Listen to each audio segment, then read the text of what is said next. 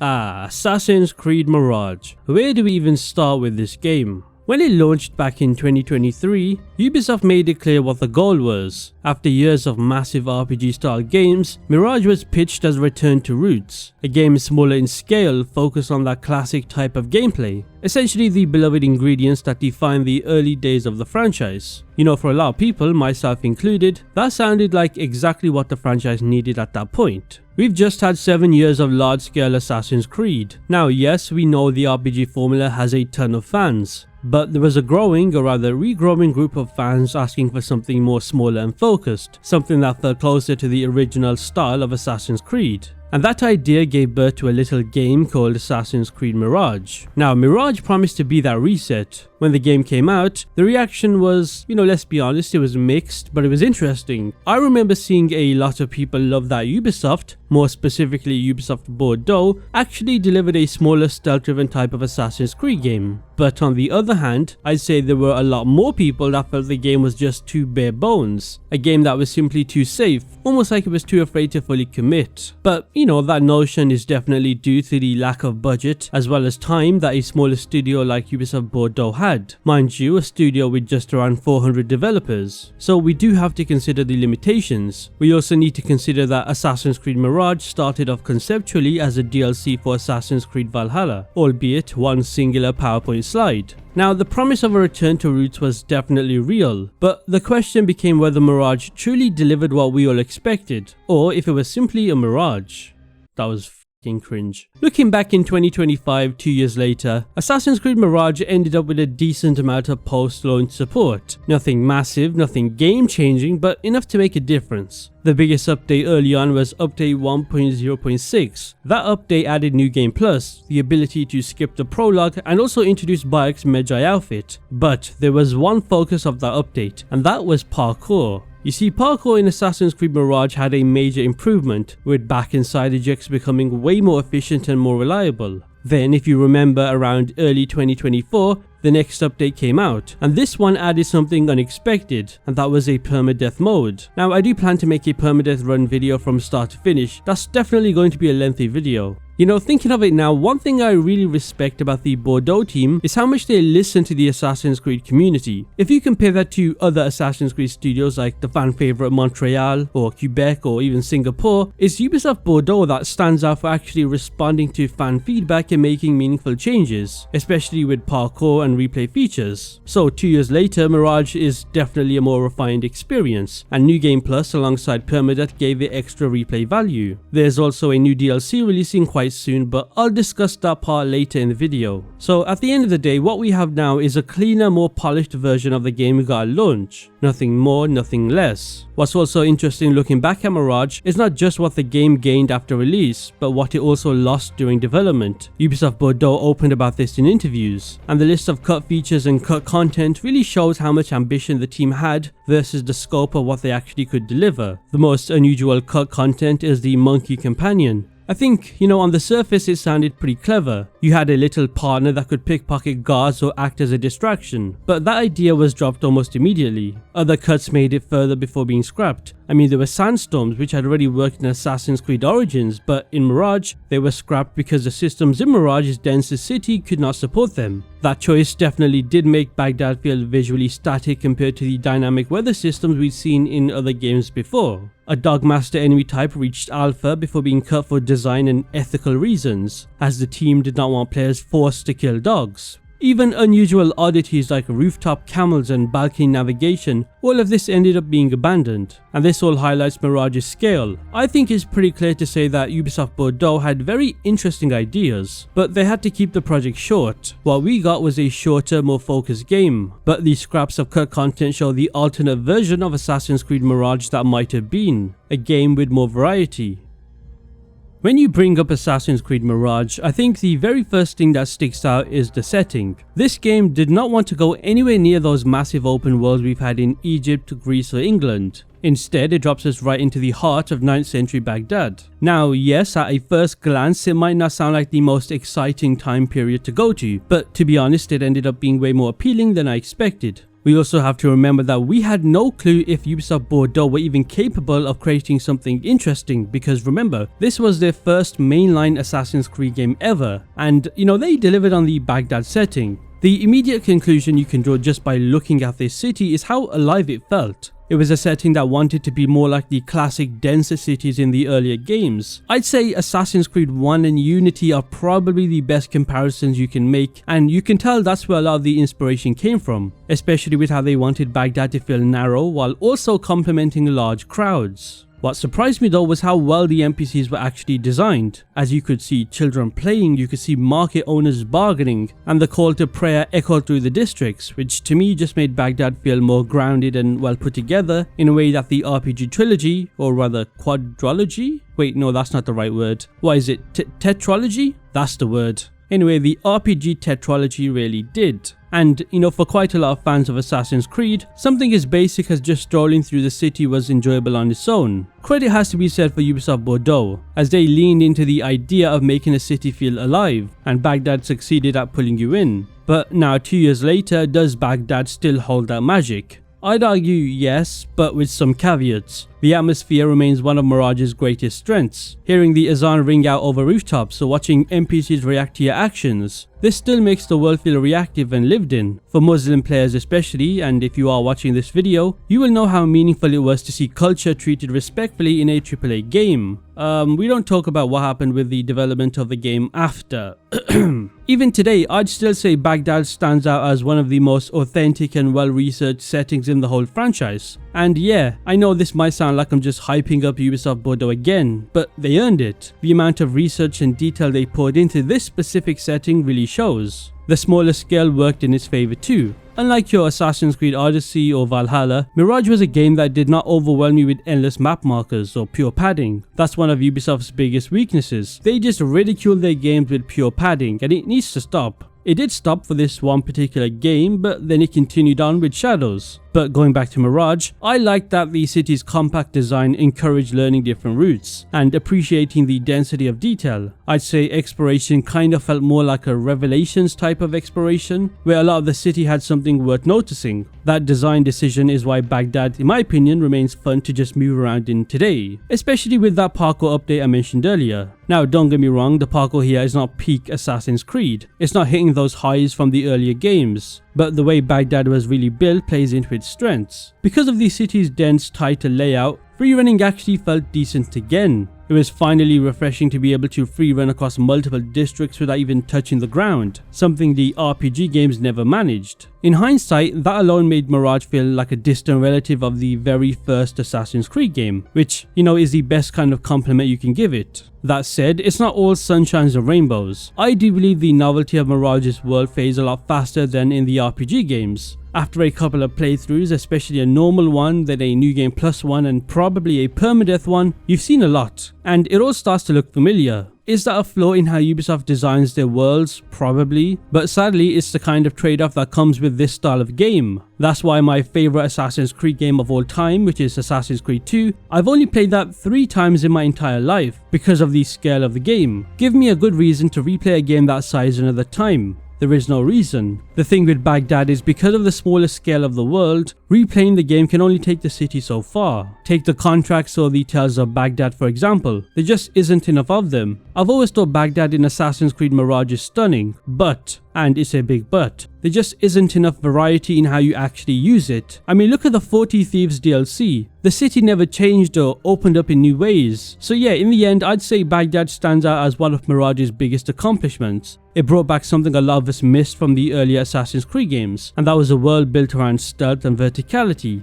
The best way to sum it up is that Baghdad feels like a city that's made for precision, not longevity. Maybe if Ubisoft Bordeaux had a bigger budget or more time, we could have seen an even better version of Baghdad. But that's just what ifs. Who knows? And in that sense, it's the perfect mirror of Mirage itself.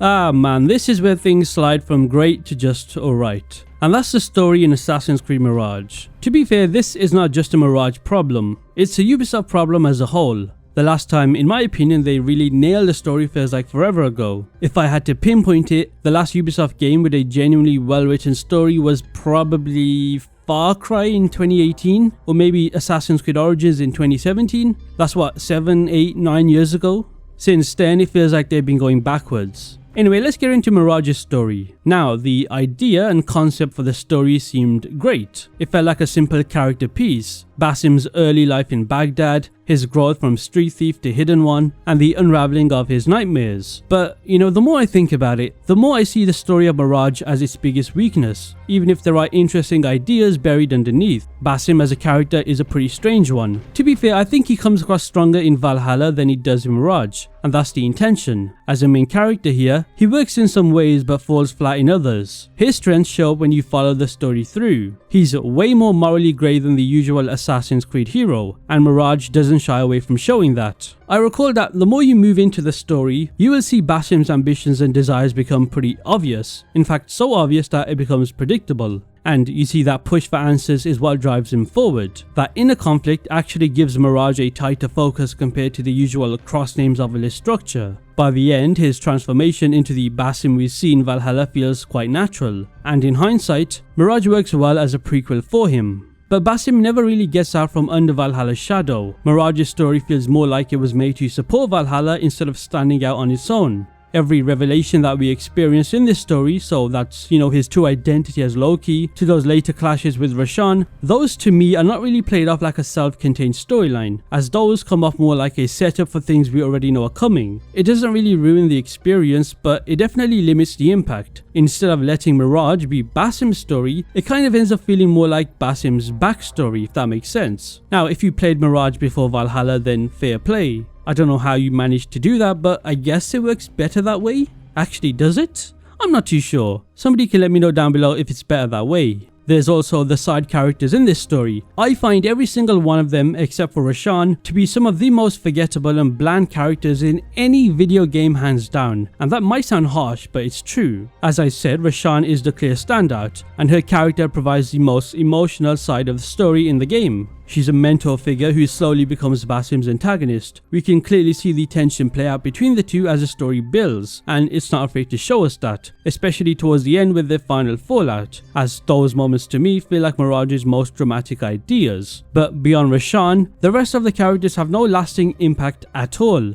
Fulad, the rebel leader Ali, even the head of the order, what's her name? Kabia, they exist more as stepping stones than characters you remember. Compare those characters to the ones in the past games. It's night and day. Look at Brotherhood's cast or the Allies of Black Flag. Mirage's characters are so unbelievably incomparable. I mean, even the pacing of the story has major flaws. For me, the introduction or prologue is quite good, and the ending is memorable, but it's that mid-section where you investigate and eliminate Order members. It feels like a chore, and again, that's the Ubisoft problem in general. Why are they so persistent with this whole kill X amount of enemies story structure? It's so outdated and nobody wants this. It's strange because they write fantastic introductions and endings to a story, but it's always the remaining 80% that's just mediocre. Each target has a name, a short introduction, and then they're gone. It's a good thing that Mirage avoids the bloat of Valhalla's endless alliance building bullshit, but then it also strips out the build-up that could have made each target meaningful. Without proper character development or memorable cutscenes, most assassinations feel like ticking off boxes and not a way of progressing to a compelling story. And you guys know how much I go on about motion capture and cutscenes. Assassin's Creed Mirage might be the worst example of this. Now, okay, maybe that's down to Ubisoft Bordeaux's budget or time constraints, I don't know, but all I can judge is the final product right in front of me. Mind you, the final product of a AAA game from a AAA studio, and that final product is stiff animations, barely their motion capture, and flat voice direction that makes a lot of scenes way less impactful than they should be. It's a big drop off when you think about what the series used to give us. Stuff like Ezio's showdown with Rodrigo Borgia, Connor's final face-off with Charles Lee, or even in a semi-recent game like Origins with Bayek. Those emotional breakdowns, the delivery, the voice acting, Mirage almost never hits that level. And it's not only the writing where the problem is, it's the presentation. The game came out in 2023, 2 years ago, but the presentation of it feels straight out of 2010. Actually no, that's unfair to Assassin's Creed Brotherhood. Let's call it 2005. So yeah, looking back at it now, I don't think Mirage's story is ever going to be remembered as one of the greats in the franchise. It's not a train wreck or anything, but it's definitely nowhere close to a top 5 for me. The nicest thing I can say is that it gives Valhalla some extra context and touches on a few interesting themes around freedom and identity. But if we're talking about the bigger Assassin's Creed timeline, Mirage's story feels like connective tissue than, a real centerpiece type of story, and that's disappointing.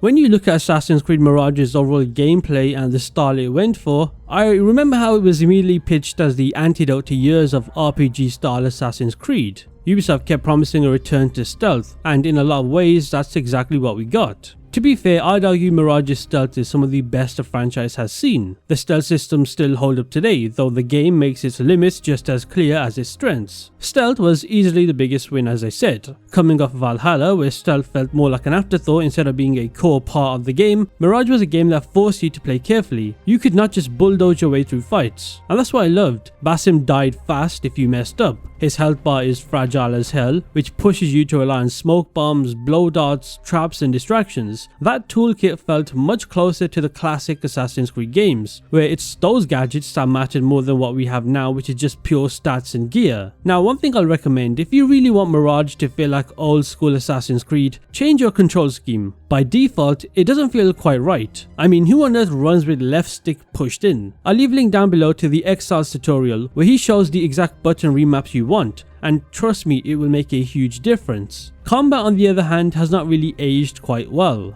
It's about as simple and dumbed down as it gets. There's just a parry button, a dodge, and attack. At first, that stripped down approach feels refreshing, especially compared to the RPG games we just got off, where in those games we were juggling abilities and weapons with, fire or poison debuffs as well as cooldowns. But it doesn't take long before the lack of depth with Mirage shows. I'm not gonna lie though, I would put Mirage's combat among the weakest in the entire franchise by far, right down there with Syndicate. It's between those two. It also did not help that Mirage lacks enemy variety. There's a few enemy types, and once you've seen them all, you basically seen everything the system has to offer. I will say those elite bounty hunters in Baghdad are quite hard to take down, and that's probably the only type of challenge you'll ever get in this game. So yeah, the combat is functional, sure, but it doesn't hold up as something that keeps you coming back. Out of Assassin's Creed's three main pillars, which is combat, stealth and parkour, combat is by far the worst. Parkour is worth bringing up too, because even now it's still one of Mirage's strongest features, though that might not be saying much. The parkour in Mirage is smooth enough that mapping out a run feels natural again, and every so often you get that little hit of dopamine where it's that old school Assassin's Creed feeling, but Ubisoft never really pushed it any further. Here's what they should have done, and call me crazy if this is too far. Imagine if they had added parkour races or rooftop challenges. In Arkham City there's AR training, which are these timed obstacle courses that tested your skill. This would have been perfectly fit into the Animus framework if it was in Mirage. Instead, the parkour system just sits there being underused. And that same problem shows up in the side content. Contracts were easily the highlight. These were little infiltration missions with optional challenges that rewarded stealth and creativity. The black box missions in the main story, those open-ended assassinations with multiple approaches were fantastic, and easily some of the best design moments in the whole game. The problem is that there were just not enough of them. This applies to the Tales of Baghdad too. They tried to introduce something different, but they were basically side quests with a different name. Collectibles like Dudley's artifacts or the lost books added extra padding, which once again is typical Ubisoft, but none of it felt deep or plentiful enough to pull you back into the city. This is where Mirage really could have used more variety. A few forts scattered in the wilderness tied to unnamed order members, or maybe side stories built around minor characters, or even factions offering their own contracts. I think all of that would have gone a long way to make the systems in Mirage feel deeper. So if we're talking from a pure gameplay standpoint, is Mirage fun to replay in 2025? Well, it depends, especially on what you're after. If you're into stealth, contracts and that assassin fantasy type of game, then there's still plenty to enjoy. But if you're somebody that's looking for a game that unfolds new ideas the longer you play, Mirage is not that game. It runs out of tricks very fast. The foundations though, like stealth, contracts, black box missions as I said, these are all solid. The issue is that there just is not enough of them. So 2 years later, the gameplay loop feels polished but very shallow, and Mirage in my opinion ends up remembered as more of a promising framework than a fully realized return to classic Assassin's Creed.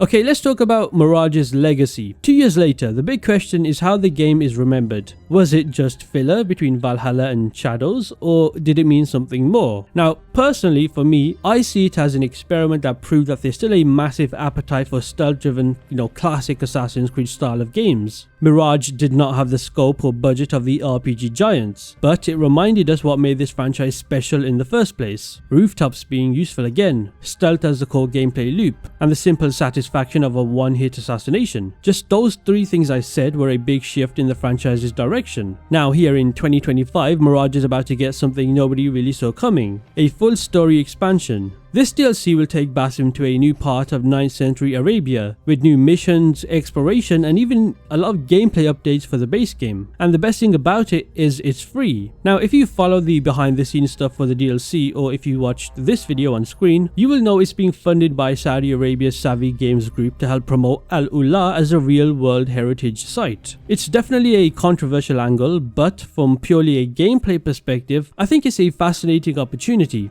If Ubisoft Bordeaux has true creative freedom here, I think this expansion could really outshine the base game, kind of like how some aspects of Claws of Awaji ended up being better than the base game of Assassin's Creed Shadows. And that brings me on to Bordeaux as a studio. Assassin's Creed Mirage really showed me that they get Assassin's Creed. Even if the narrative is not that interesting, the ideas are there. They listen to feedback. They quote-unquote fixed parkour after launch. And now with parts of Claws of Awaji, you can literally feel their DNA inside there. Even if I felt that Claws of Awaji was underwhelming overall, there was quite a lot about that DLC that stood out, and Ubisoft Bordeaux respected your time and had creative ideas. What they need is time and resources. This is where Ubisoft's higher-ups need to step back and trust them. You see, if Montreal and Quebec have been the lead studios for over a decade, why not give Bordeaux the keys to a full-scale mainline Assassin's Creed game? Mirage, despite its limitations, was the purest stealth-focused Assassin's Creed we've had in over 10 years. Imagine what Ubisoft Bordeaux could do if they were not building on recycled systems or the scraps of a cancelled Valhalla DLC. And I know I'm not the only one that feels this way. I've seen plenty of fans already calling for it. Now whether that means a new Basim sequel in Constantinople, a remake of Assassin's Creed 1, or just something brand new entirely, I do genuinely believe the support is absolutely there. For me, that's Mirage's real legacy. Not that weak-ass story, not the cut content or the missed opportunities, it's the fact that Bordeaux brought back the soul of Assassin's Creed when the franchise desperately needed it. The only question now is whether Ubisoft lets them build on that, or if Mirage just goes down as a polished detour on the road to Assassin's Creed Hexe.